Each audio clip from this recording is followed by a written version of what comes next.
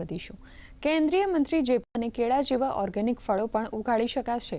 સરકારની kitchen garden પ્રોત્સાહન યોજના અંતર્ગત અમરેલી જિલ્લાના વાસિયાળી ગામના જીતુભાઈ બગડાએ પોતાની નર્સરીમાં ખાસ પ્રકારની આંબાની કલમો તૈયાર કરી છે। આ કલમો મર્યાદિત જગ્યામાં મોટા કુંડા કે પીપમાં પણ સરળતાથી ઉછેરી શકાય છે, જે બહુમાળી ઇમારતોના રહીશો માટે પણ ઉત્તમ વિકલ્પ છે। ત્યારે 5 વર્ષની ગેરંટી સાથેની આ કલમોની યોગ્ય સંભાળ રાખીને લોકો ઘર આંગણે જ શુદ્ધ અને રસાયણ મુક્ત ઓર્ગેનિક કેરીનો સ્વાદ માણી શકશે।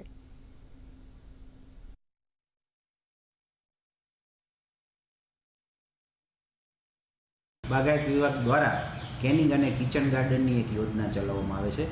આ યોજનાનો મુખ્ય હેતુ એવો છે કે લોકો પોતાના ઘરે ફળી હોય, અગાસી હોય, તેની અંદર ફળ અને શાકભાજી પાકનું વાવેતર કરી અને પોતે જ પોતાના શાકભાજીનું ઉત્પાદન કરતા થાય અને સ્વસ્થ બને એવો એમનો હેતુ છે। આ યોજના અંતર્ગત બાગાયત વિભાગ દ્વારા બિયારણના પેકેટો પણ અત્રેથી આપવામાં આવતા હોય છે।